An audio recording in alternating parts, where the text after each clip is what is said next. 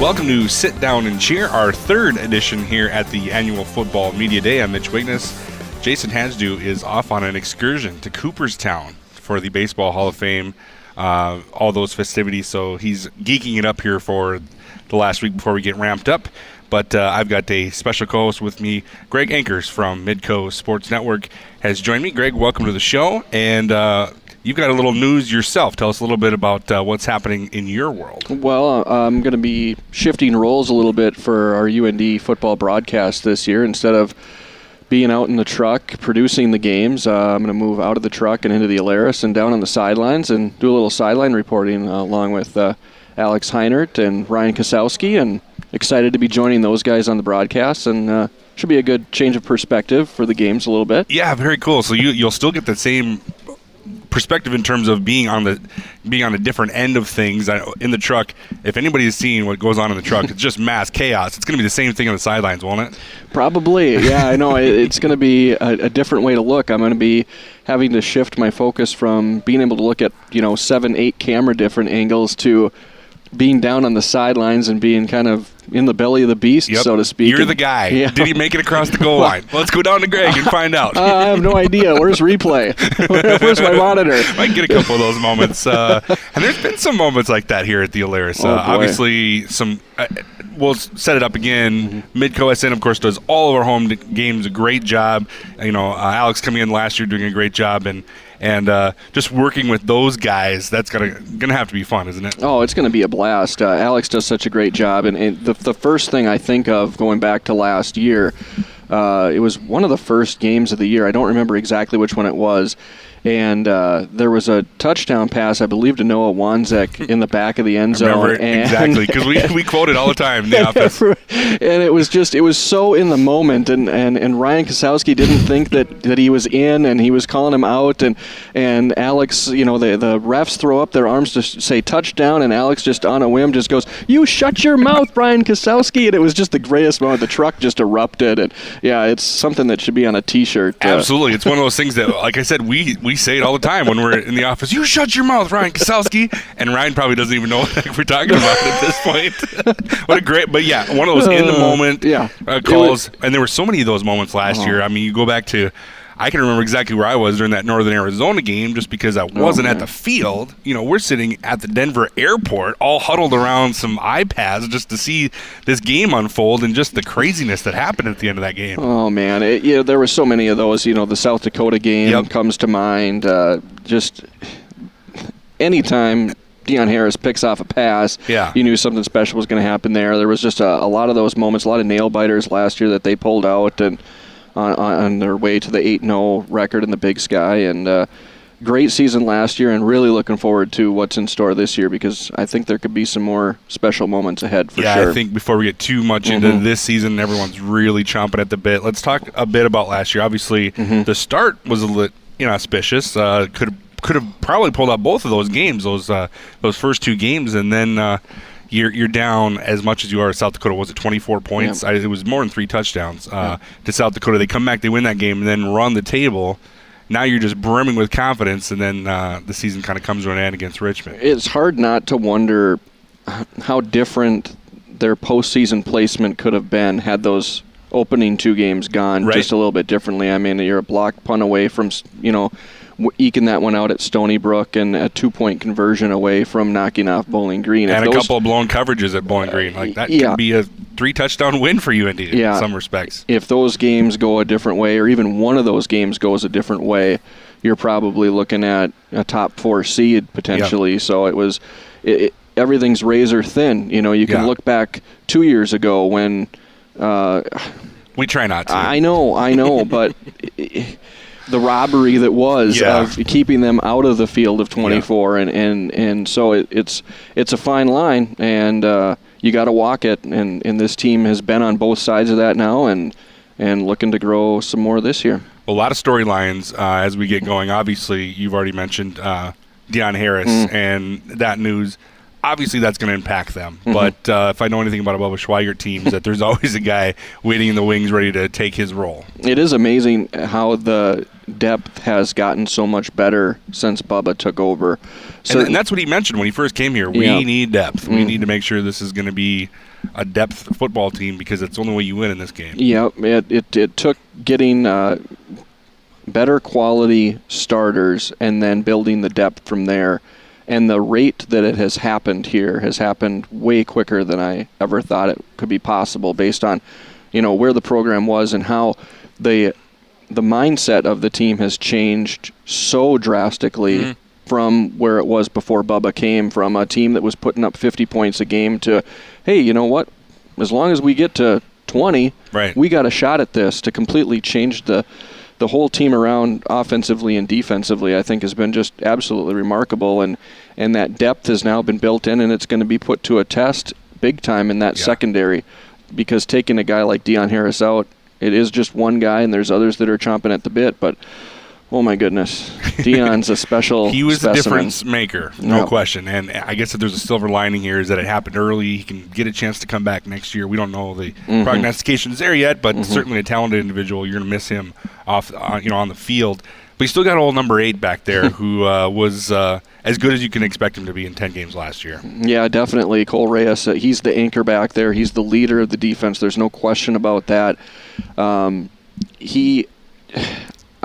love him, but he scares me at the same time, because he's a guy that, like a lot of these guys, he's only got one gear, and it's full bore all the time. Yeah. And unfortunately, we've seen that catch up to Cole a couple times in the last handful of years that he's been here too. And you hope that that injury bug doesn't go any deeper than De'Mun. It's like, okay, the football gods have taken away one All-American. Let's keep the other one on the field healthy, because when he is out there, it is something special. And it's one of those things where we realize we already knew how good he was, but when he was gone, he comes back, and then I think he had the 2 interceptions against Weber State when he comes back, and it just, you saw the tenor of the team just completely flip. That's his team. And I don't think he was anywhere near 100% when he came back. I'm sure not. It was, you could see his step was a little bit slower in the pregame warmups. I remember that, but once the ball was kicked off and the game started, it was the Cole Reyes that we're all used to seeing. But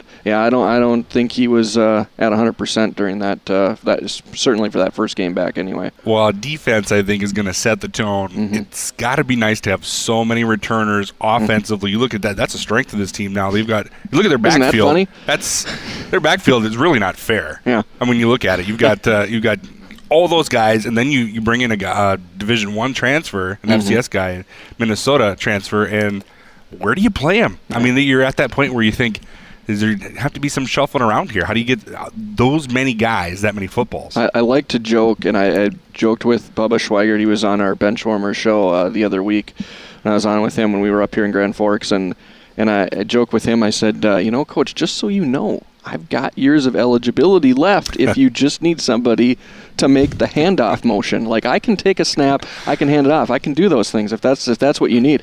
It's absolutely stacked with James Johannesson coming in, and he has looked every bit as advertised from spring ball. It'll be exciting to see what he looks like once fall ball gets going. And John Santiago, of course, coming back. Brady Oliveira returns. It is an absolutely loaded backfield.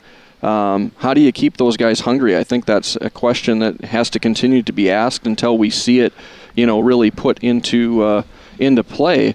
But I think where things get on, let's not forget Austin Gordon coming back as well, too. But I think you're really going to see the versatility of a John Santiago this year. We've seen it in place a little bit where they've pushed him out into the slot or, kind of gotten him out in space. I think we're going to see even more of that this year, and you're going to see a heavy dose of Johannesson and Oliveira between the tackles and getting Gordon and Santiago into space and letting them do what they do best. I mean, it kind of makes sense, doesn't it, to get Santiago out on one-on-one coverage, because that's what he's good at. You want to make sure that he's on the outside. You see what he does in the kick return game. It just makes sense to get him out in the flat and see who he can dance with out there. Yeah, he's better than anybody that I can think of in the FCS right now that can make guys miss out in the open field, and getting him there I think is going to be a tremendous advantage. And then you look at the receivers that are going to be able to take defenders away to give Santiago that space. Travis Toivonen and Noah Wanzek exceeded expectations last year as freshmen. Yep. They're coming back with years under their belt. De'Mun Mercer is back. He had a really strong second half last year.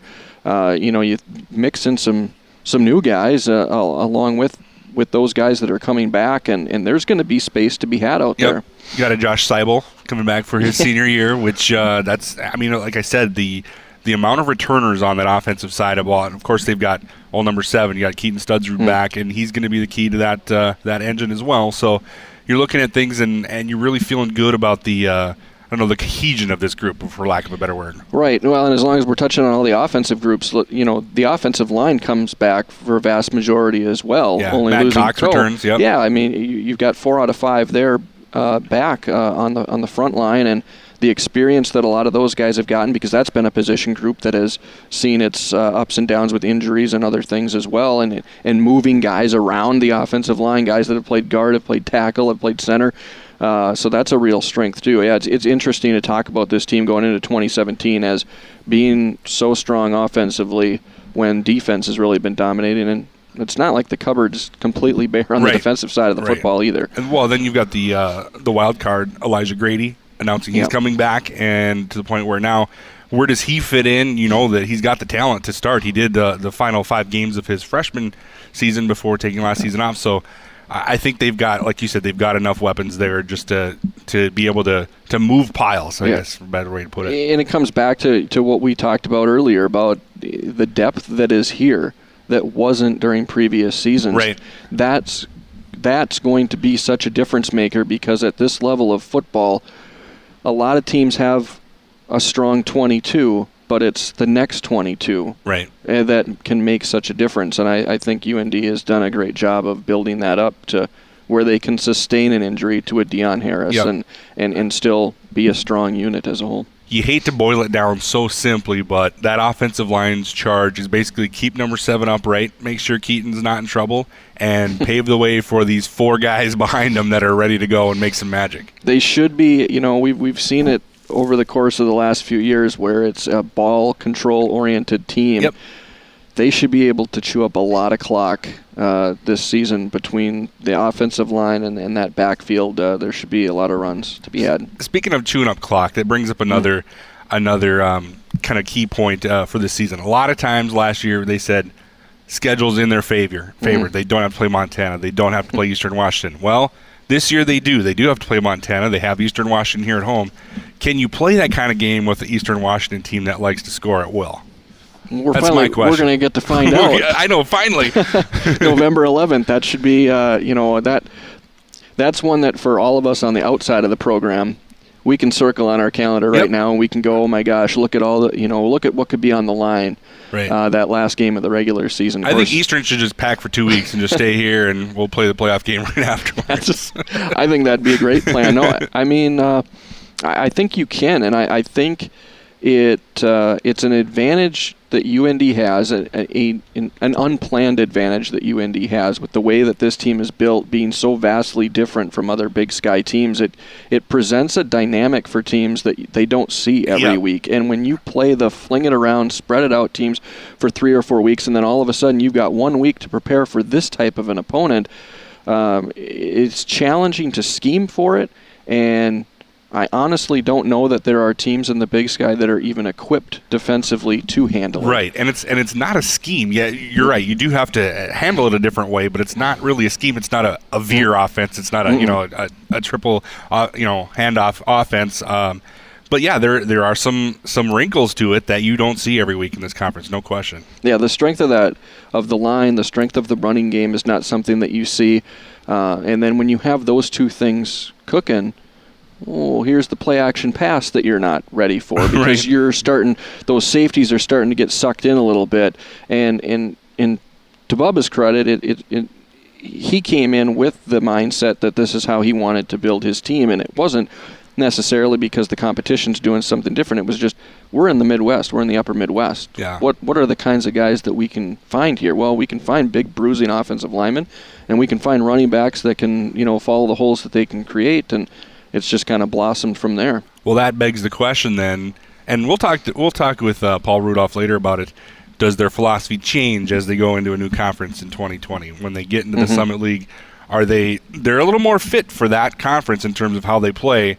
So do they change it up and still want to be the different team, or do they consider themselves this is how they're going to play football and this is who they are? I think they stay pat with who they are because I think it's working. So you might as well. It's working, but I think it's the mindset that the coaches have, and I think that sometimes you can overthink things and try to get too cute. I think if you all of a sudden go into the Missouri Valley in a couple of years and you think that you're going to reinvent the wheel, so to speak, and go, okay, well, this worked in the Big Sky, so we'll do the opposite to make it work in the Missouri Valley. I think you're going to find out pretty quick that's not going to be the case. Well, you're talking to a guy whose favorite play is the flea flicker, and there couldn't be more of a gimmick play, and it never works. It works maybe once, and when it does, you're like, here. Yes. Well, was that 2003? Yeah. Well, I mean, I seem to recall, didn't it work with Studsrud and Santiago?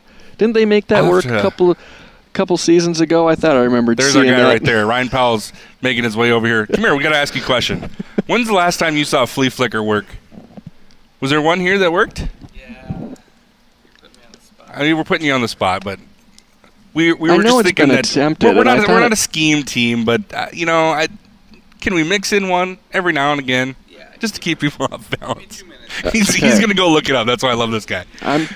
I feel like I remember it. I feel like I remember it involving Santiago running up the middle and then pitching it back in a long play. It might have even went for a touchdown if I remember right. But I know there was a long play first play scrimmage with Greg Harden, 2012 or 13.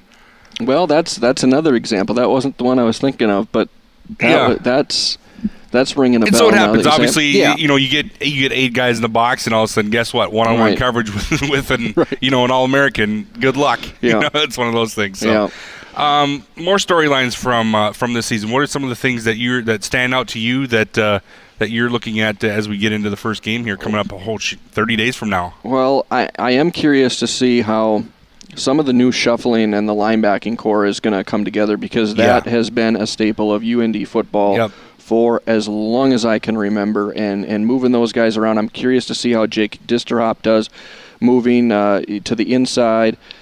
Jade Lawrence, kid from Moorhead that I'm familiar with, having that being my hometown. Anxious to see him get out on the field. Donnell Rogers coming back. I mean, there's some same faces in new places, a lot of movement in there. The linebacking core, and I'm curious to see how that comes together, because that's such a vital part of this defense. I think that's going to be the key in these fall practices, to see how those guys mesh together, like you said, because it's been a strength of this team forever. When you run this kind of defensive scheme, your linebackers are the guys that need to make things happen. And then you talk about guys that are talented.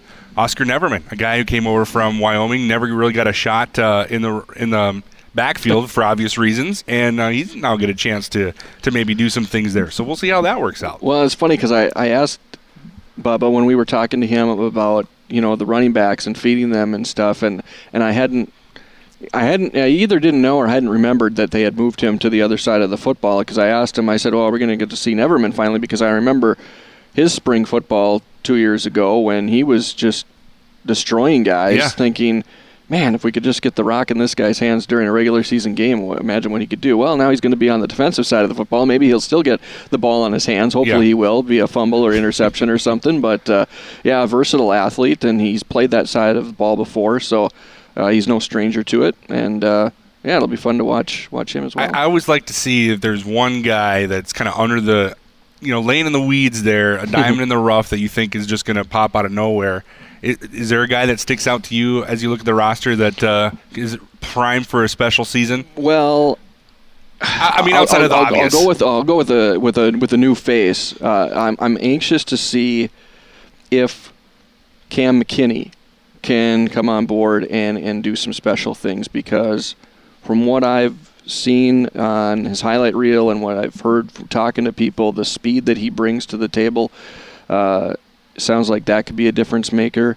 And if you've got the bigs in Wanzek and Toivonen out there with Seibel in the slot, all of a sudden now you got a guy that can just fly down the field potentially.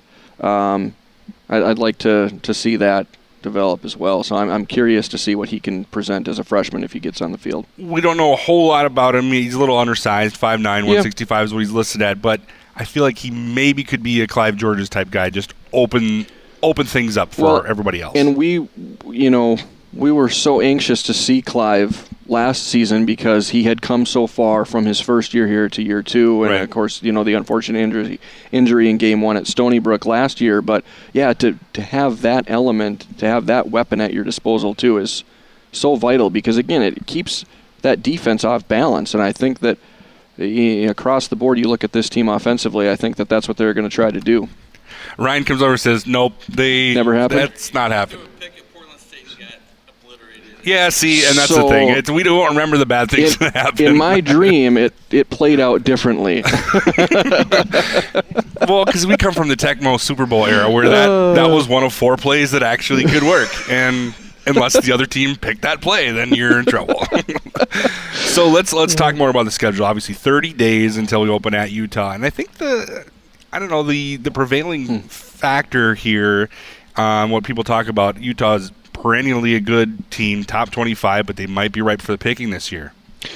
They've got a lot of turnover. Yeah. They've got 4 out of 5 new guys on the offensive line, and they've got a quarterback battle as they go into fall camp, and they're an intriguing team. Now, they were picked second in the South Division or East, West, whatever division they're in the Pac-12. They were picked second in their division, so the expectation is there for them to be good. But to lose a lot of those offensive linemen, you'd like to hope that maybe UND, quote-unquote, catches them at the right time, right out of the gate like that, where maybe things haven't settled in as quickly as maybe this team would have liked. And, you hope that you can go out there and steal one from them. Those first 2 road games, I think, will say a lot about the team. Obviously, when you go down to Vermillion, it's always going to be a tough battle, but that's another team that I think maybe is getting overlooked a little bit based on where they were picked in the Summit. Yeah, 7th in the Missouri Valley, I believe, and Missouri Valley. Sorry, they're a team that they just make you shake your head because they're going to win games you don't expect them to, and they're going to lose games that you expect them to win. And that's kind of the trend that they've established over the last couple of years. Now, maybe this is a year where the pieces all kind of do come together. They've got a very agile, very good quarterback in Chris Streveler coming back there. And we all know how that game went last year here in the Alaris Center. So I'd expect some similar fireworks to be had down in Vermillion there, week 3.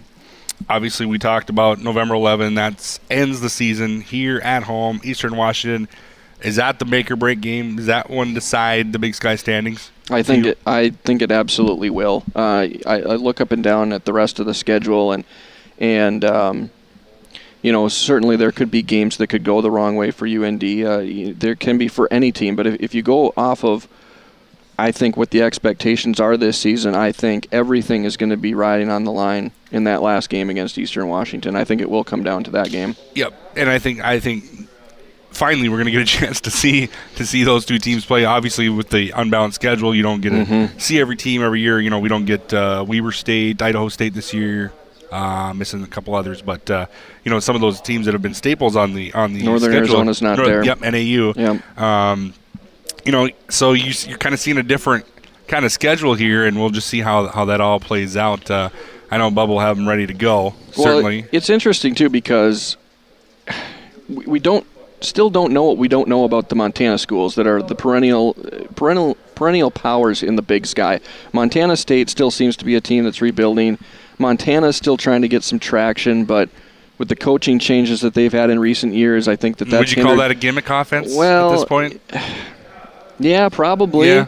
Until we see something otherwise, I think that's kind of what you have to go with. So just not consistent. With those 2 teams still kind of floating in ambiguity here a little bit, not knowing who they are, it's really opened the door for other teams to jump up. And we usually see, because of the unbalanced schedule, some surprise teams.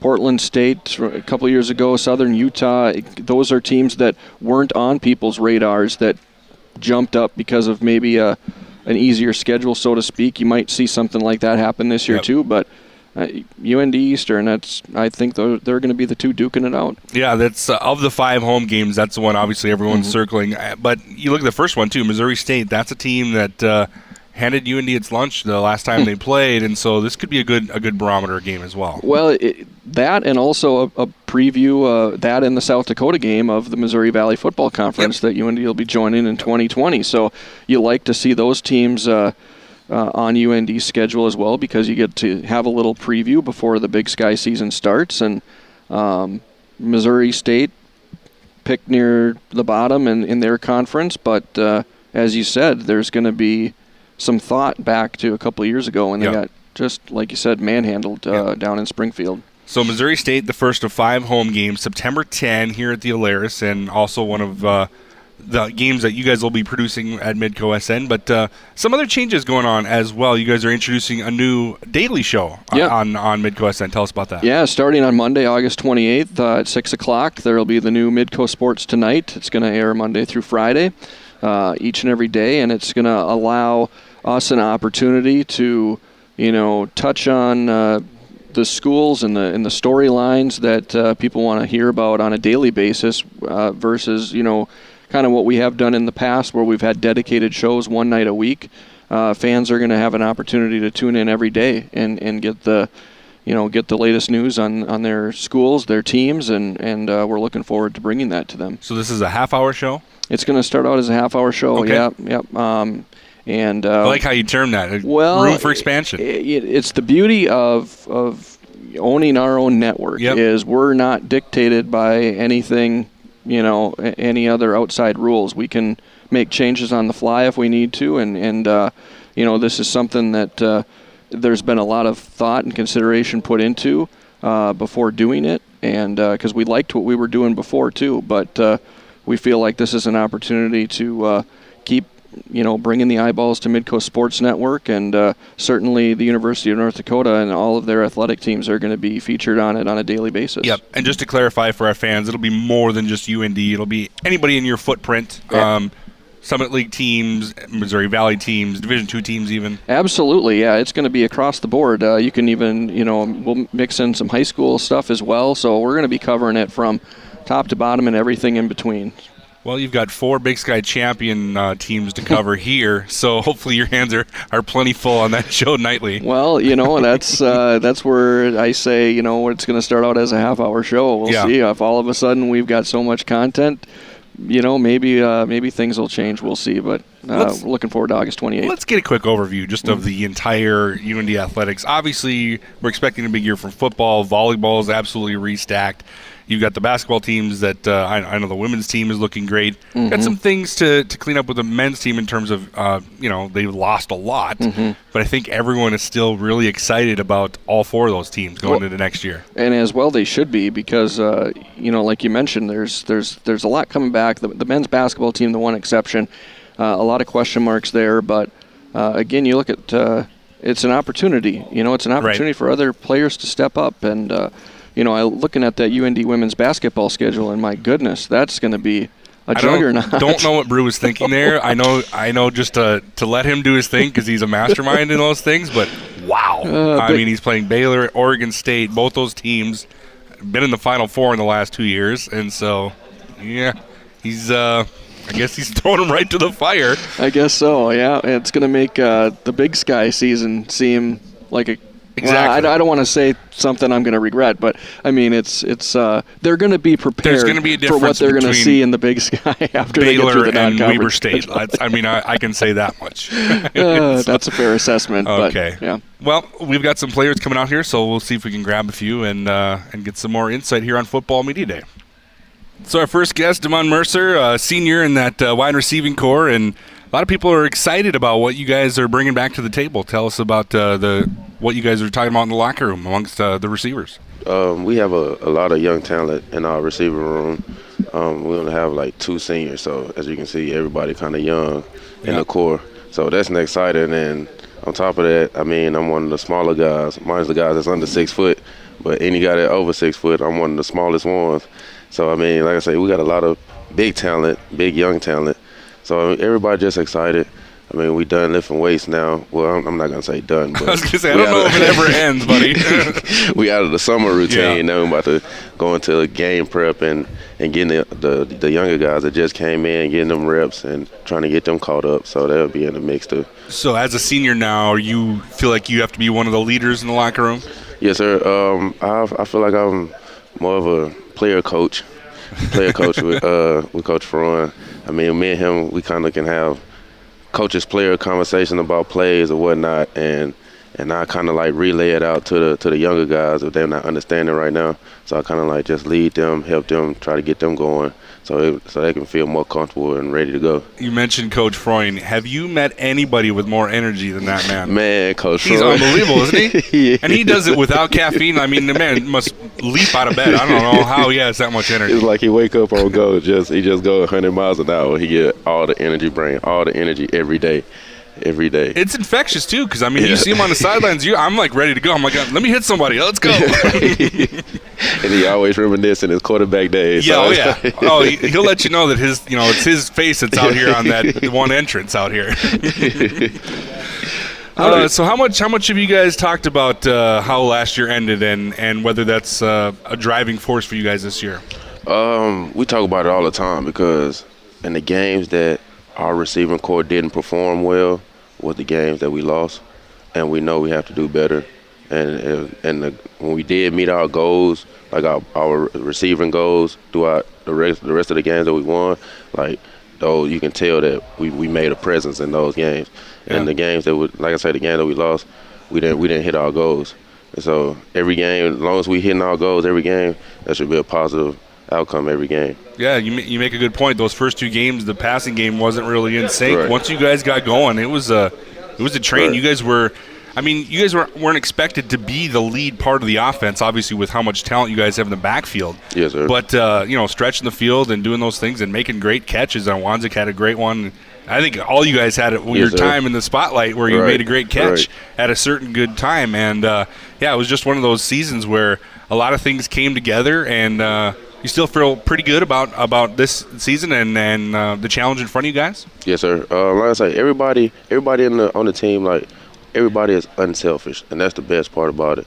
No one except Brian Powell. I don't know if he counts or not. But everybody just step up to their role, and that's the best part about it. When it's time for everyone to step up, everybody step up, and no matter what position it is, from the running backs to the defensive line. Like, when it's time to step up, everybody know how to step up to their challenge and do their 111, and that's what make everything flow so smooth and great. Yep. So Greg's going to be joining you on the sidelines this year. He's going to be doing some TV work down there. What can he expect from you guys on the sideline? What's the decorum like down there? Is it all business, or you guys try to keep it loose down there? We try to a little bit of both. At times we want to keep it all business, but it can't. You can't be all get happy like when you score, and when defense make plays, you got the number one defense with us. So you see Danny down there doing this thing. You see Nate Bockel down there punching people. I mean, like, it's hard to. You look at the sidelines, you're like, that's chaos down there sometimes. I'm in for a treat, I guess. I think it's going to be a good time. That'll be definitely fun. De'Mun, I want to know what your expectations are for Keaton this year. It's certainly a special thing to have a quarterback coming back for his senior year, and to have seen the growth that he has exuded over the years here. What are your expectations for number 7 this season? To keep leading like he always been doing. To make sure that everybody stay in line, and that's just not for him. Make sure for everybody, including myself. And I'm really expecting him to just go out and play with confidence every game. Does he seem different this year in your eyes? He got a little bit bigger, a little stronger. Mm-hmm. So. I mean, he been working. I know he been working, going to quarterback camps and whatnot. So I'm just ready to see him perform and go out and just show us what he been learning all summer. Yeah, we talk a lot about depth and how key that is to the guys behind him. You have confidence in the guys behind him as well? Yes, the quarterback position, it is competitive than it's been since I've been here. Yeah, and there's more athletic quarterbacks in the quarterback area. So.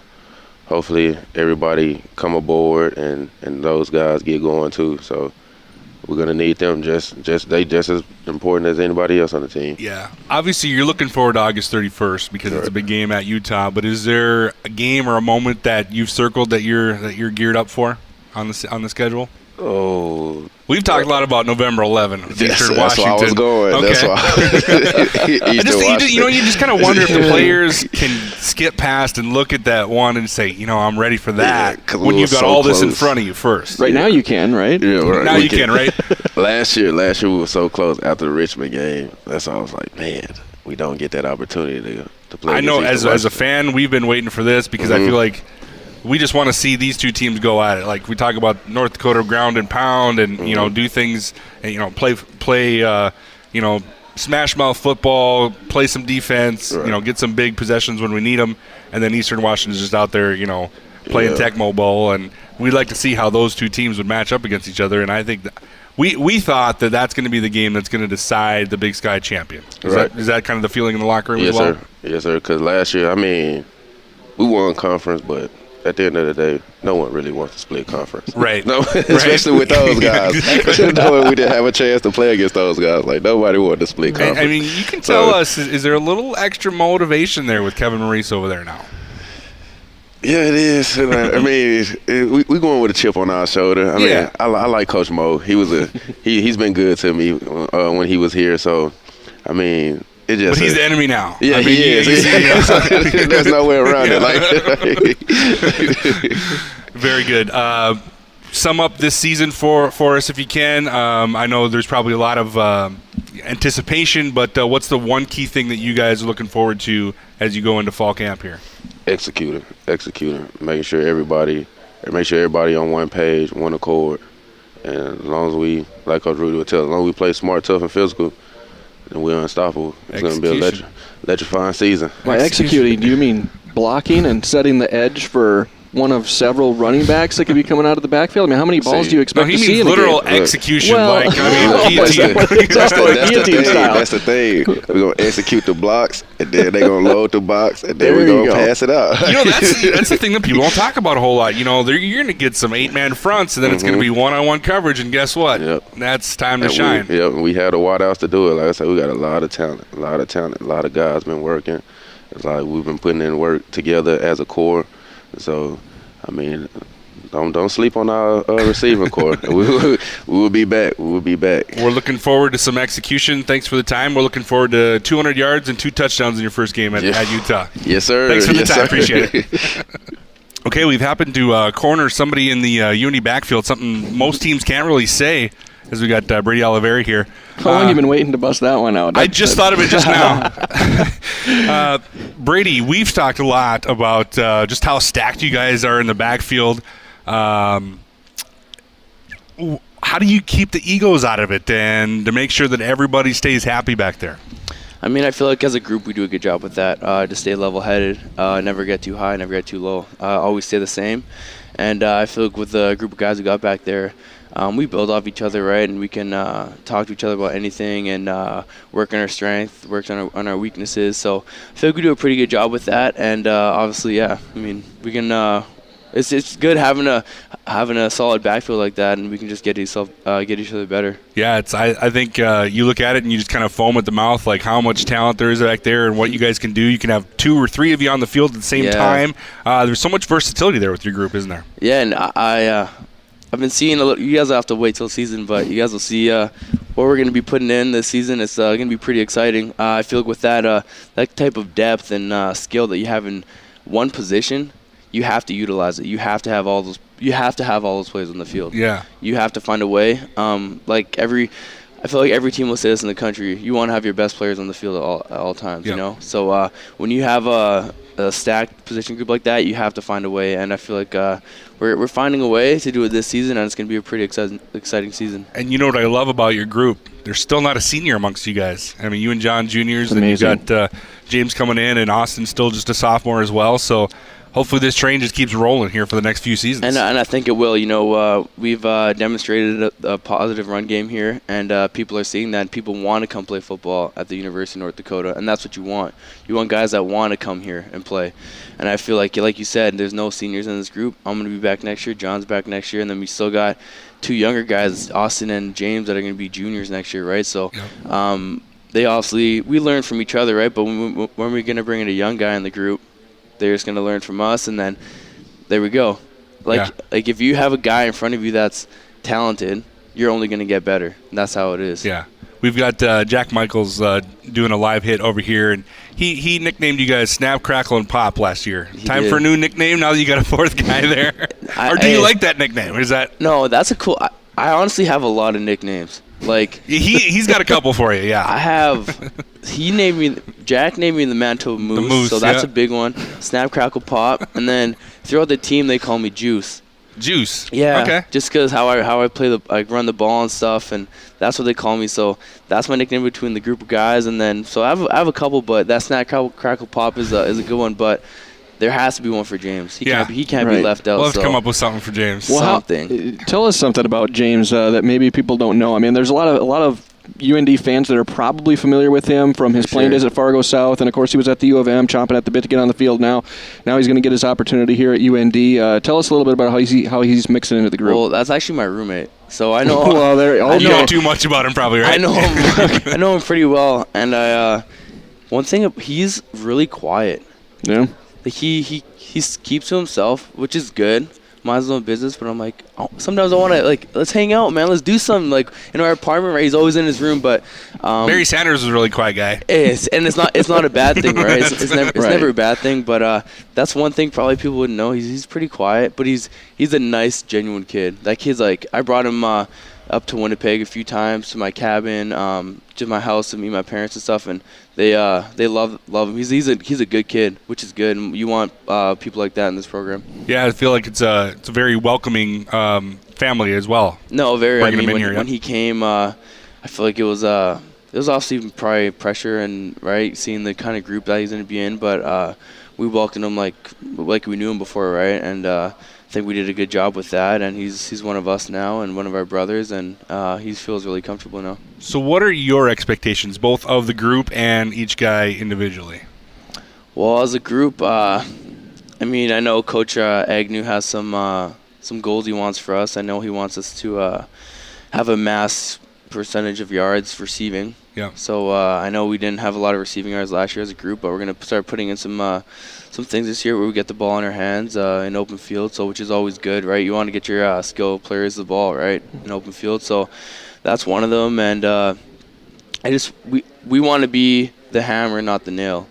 So we want to run the ball violent, and we're going to run the ball violent. Nice. That's how we're going to. I like the sound of that. That's how we're going to do it this year. We're gonna run the ball violent this year. Well, so that's you're the violent guy of that group. I'm gonna make sure. I've been telling James when he came in spring. I told him every day, you gotta run the ball. I'm like, look how big you are. You gotta run the ball violent. And I even tell John the same thing, and he does a good job at it. He can do it for his size. He does a pretty good job at it. So I want to be violent runners. But then I guess individually, I just want to see everyone succeed and just do your job when you get out there. When you get your opportunity, do everything right and don't make any mistakes. You brought up Coach Agnew, and we had him on the podcast when he first got here, the new running backs coach. First off, I just want to know your first impressions of Coach and just how things are going. I love that guy. Like, he's awesome. He's really personable, and the one thing I really love about him, and I can speak for our whole group, is that he really cares for his players.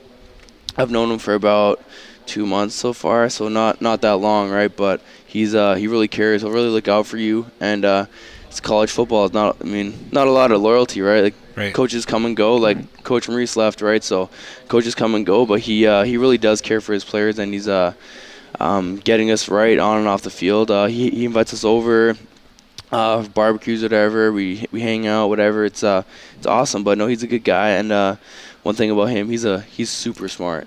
like, knowledgeable, like football-wise. Oh my God. Well, he told us he's a technique guy, and he said that he was going to feed you guys tons of video of him. Yeah, like back in the day, and say, do this, but don't do that. Yeah, like actually, it was last week. We had a group meeting, and he said, pick a game when he was at Oregon State. Yeah. So I picked a game. No one wanted to say anything. So I'm like, all right, let's see Utah. I wanted to watch him play Utah because we're playing them, right? So I'm like, let's see you play Utah. He's like, oh, man, that's my worst game. Then I'm like, all right, pick another one then. Like, I want to see you run the rock. And he's like, no, we can learn off this. This is good. So he's super smart. And I feel like in this short amount of time, my football IQ has, like, just went through the roof. Like, I know all the fronts now. I always knew my pass protection, but like reading safeties and corners and when they shift, like I know it all now, and that's in a short period of time.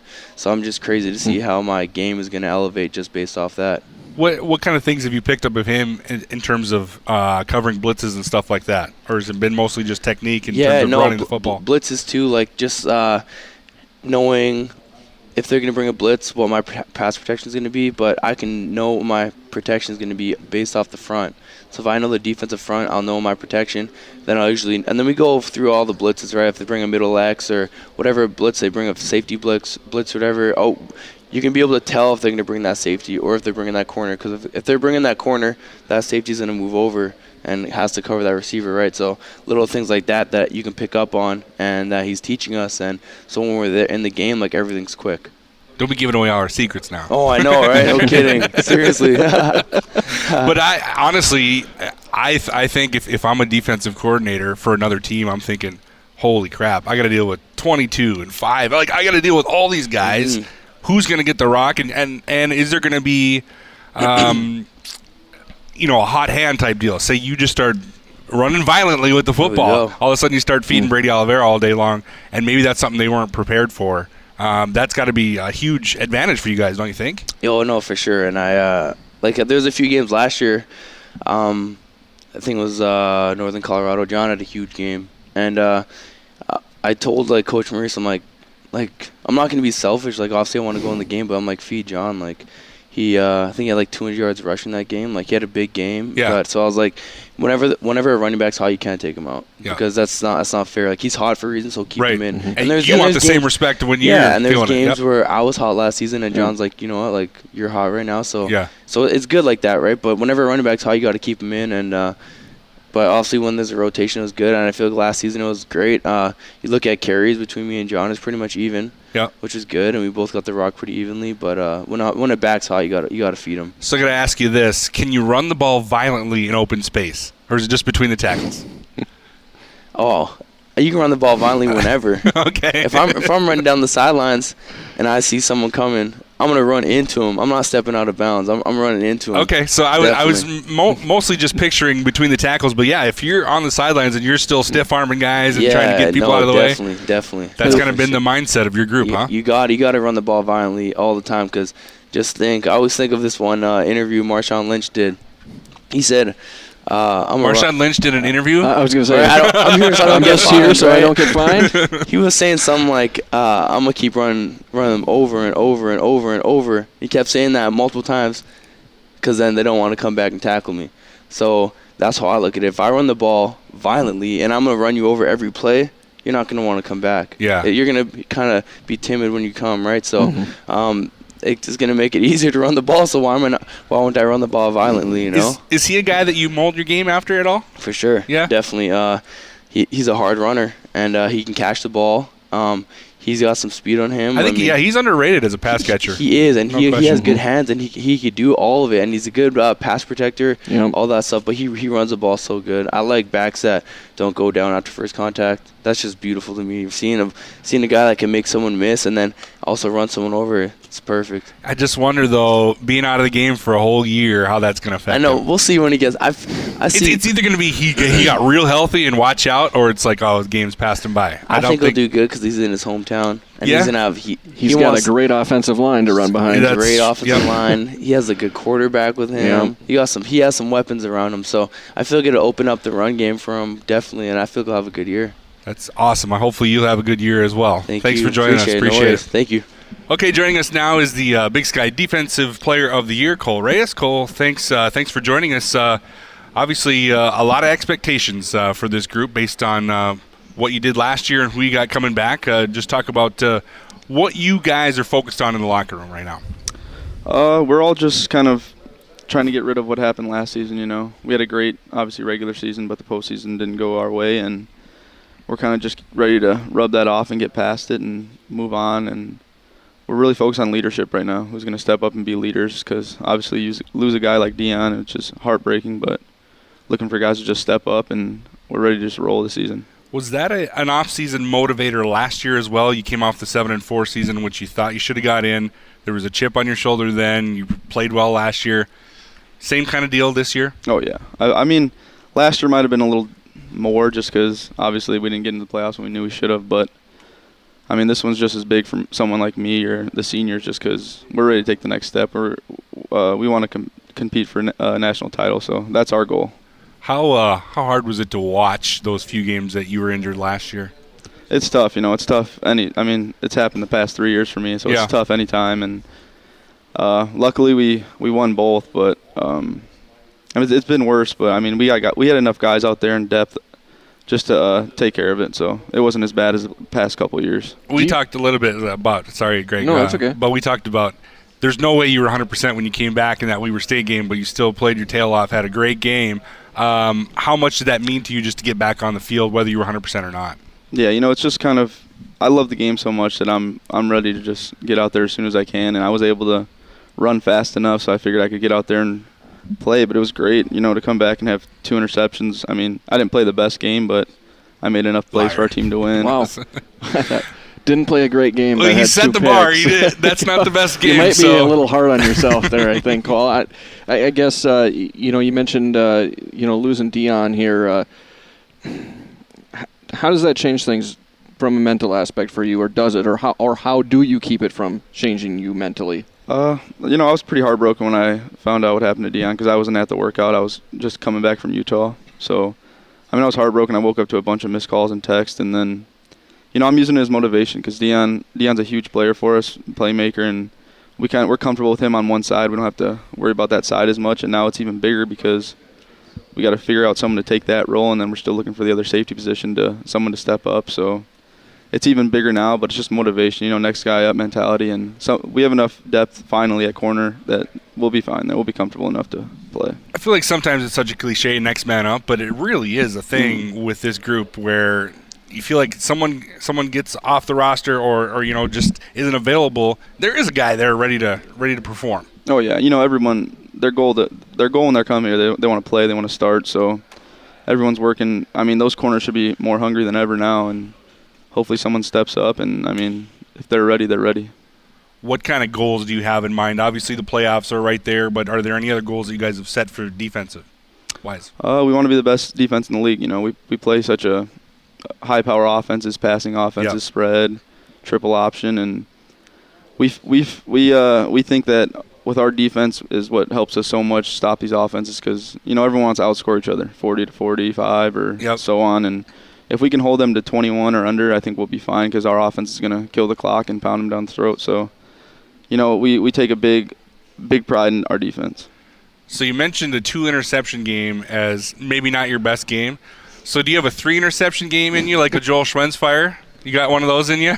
No, hopefully. But, it was a great game, but, just a couple missed tackles, and I let up one touchdown, which kind of hurt me. But that's when I bounced back and got an interception. So, I just want to have a clean game, and no missed tackles is a big part of what I do every game. I don't like to miss tackles, and then obviously 2 picks is great. Hopefully I can get 3. But is it almost like a baseball closer mentality where something happens like that, you miss a tackle, you just kind of have to forget about it and get moving on, or is it something that you think about the rest of the game? Oh, no, not DB. I think that is the most you mess up, you got to get rid of it because it'll just come back to haunt you if you just keeps creeping on your mind and stuff. So I'll let it go, and I'll just hopefully make a play that was better and just top that one just so I can forget about it. Yeah. You mentioned, just playing these high-powered offenses. last game of the season, you got one just sitting there, and that's probably one that's going to decide some things in the Big Sky.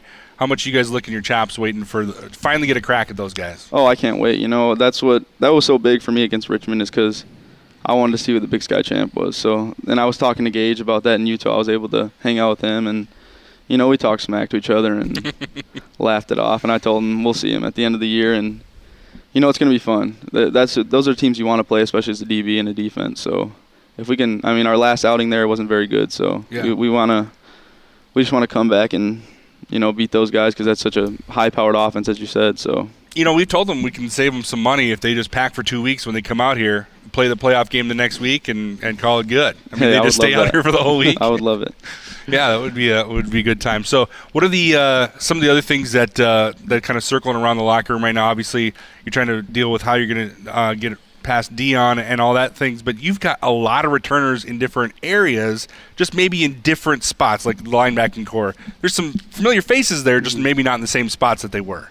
Oh yeah, we got. The sad news about Connor O'Brien obviously can't play, but he's in our locker room every day. He's actually is in every linebacker meeting still, and he'll help those guys. So he's going to be a good mentor for those guys because that guy had the defense down like the back of his hand. And he'll be on the sideline every day at practice, and he's helping those guys a lot. Moving a guy like Jake Disrop, who's a very smart player, he'll adapt to that well. And then Donnell Rogers is coming back, and he's got quality reps. So I think we'll be better than people think at that position. As the leader of the defense, is there a guy that sticks out to you that maybe had a really good spring and is poised for a big fall?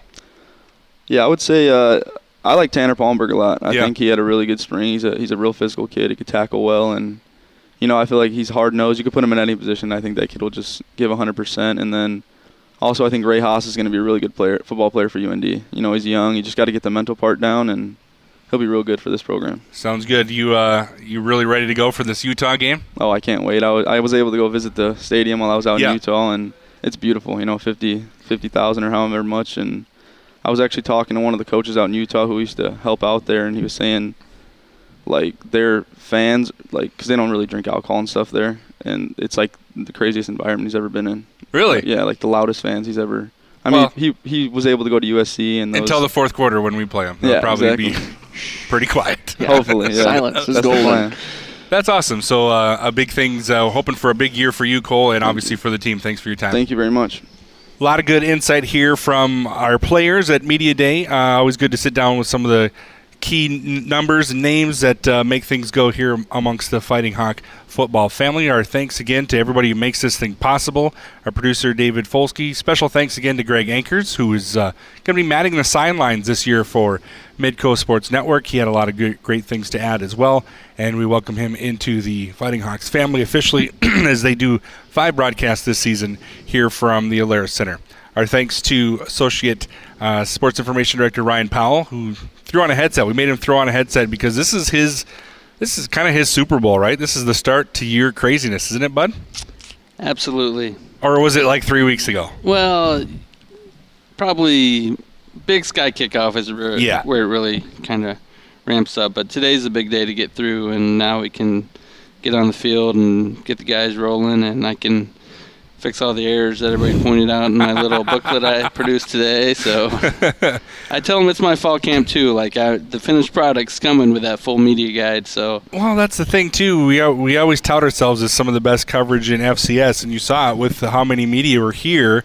Happy with the turnout? Absolutely, it was really good. We had our friends from 740 Fan do their show live. We had KFGO adding a little element. They talked to several players and coaches, getting just kind of sound bites for future use. And Fighting Hawks Magazine had a strong presence today. They did a photo shoot for their September issue that's going to come out in the first couple of days there, and they were a new element. And then we had our TV stations, and Grand Forks Herald was here, and it's the best turnout I've had. I've been doing this 6 years, So for those that follow along on UND Sports, you'll continue to do the practice updates as we go along through fall camp? Yeah, they'll be out there. Not sure exactly if it'll be a daily report, just the way things kind of are right now, but do my best. Are you sad there's no more 2-a-days?